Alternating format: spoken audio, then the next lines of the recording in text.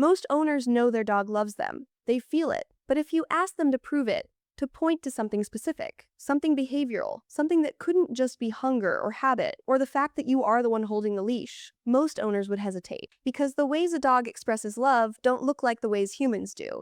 They don't look like anything we have a clean word for. And so we feel the love and we doubt the feeling, sometimes in the same moment. That doubt is worth closing. Not with reassurance, with evidence. Because your dog is telling you she loves you multiple times a day, in ways that are specific, documented, and have nothing to do with whether you just fed her. You have been receiving these declarations and filing them under cute dog behavior when they were something more precise than that. You know the moments. The slow blink from across the room, the lean, the sigh that lands on you like something deliberate, the way she sleeps with one paw touching you. You felt each of these as warmth without knowing exactly why. By the end of this, you'll know exactly why. 8 specific reasons, each one a different sentence in the same language your dog has been speaking to you since the day she arrived. Before the 8, one thing needs to be said about how dogs love, because it reframes everything that follows. A dog's love is not expressed in peaks. It is not the grand gesture, the dramatic display, the performed emotion. It is expressed in the consistent, quiet, largely involuntary ways her body organizes itself around you. Most of what your dog does to tell you she loves you, she does not decide to do. Her nervous system does it, because of what you have become to her, because of the specific attachment she has formed to you over every ordinary day you have shared. This means the signs are easy to miss. They are woven into the fabric of normal life, too routine to register as declarations. But they are declarations. Every one of them. And they are more honest than any display she could perform on purpose, precisely because she is not performing them at all. The first is the slow blink. You are sitting across the room from her. She is not asking for anything, not reacting to anything. She is simply looking at you. And then her eyes close slowly and open slowly, and her face is soft. In the social language of many animals, sustained eye contact is a challenge. A held gaze between two creatures who are uncertain about each other carries tension. The slow blink is the deliberate release of that tension, the eyes saying, "I see you, and I am not braced against you. I am completely at ease in your presence." When your dog slow blinks at you from across a quiet room, she is telling you that you are the safest thing in her world.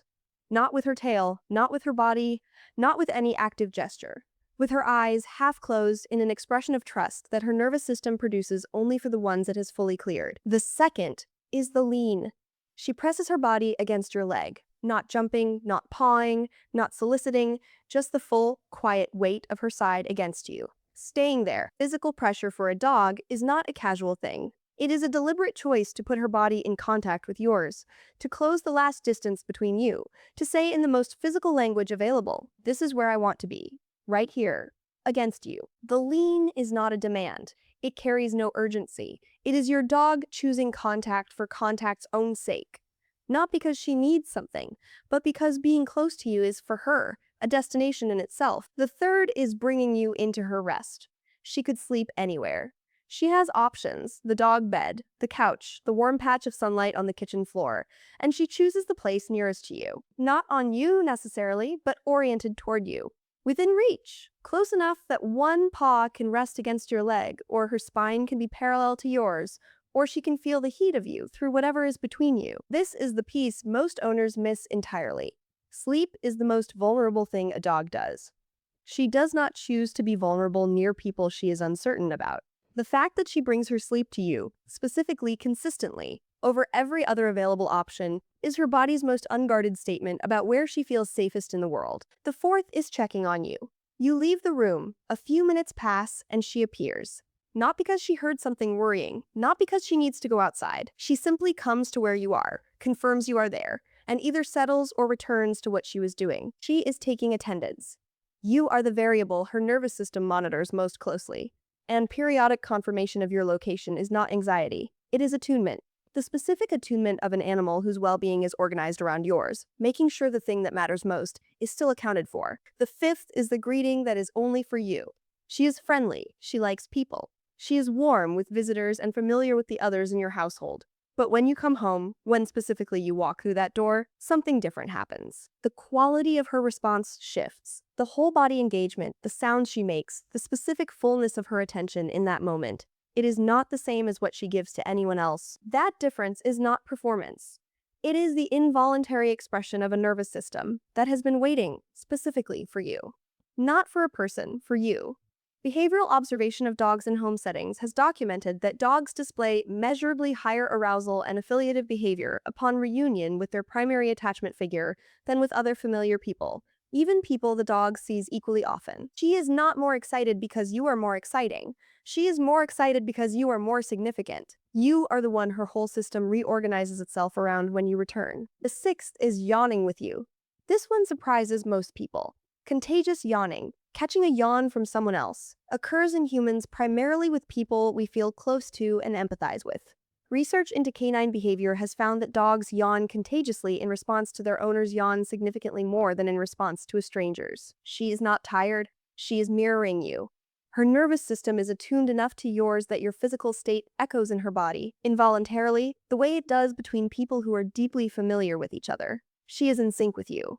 Not because she decided to be, because she is. The seventh is the face check in uncertain moments. Something new happens, an unfamiliar sound, an unexpected visitor, a situation that hasn't resolved yet. And before her body commits to a response, her eyes find your face. She is reading you to understand what the moment means. She does this specifically with you. Not with everyone in the room, with you, because you are her emotional reference point.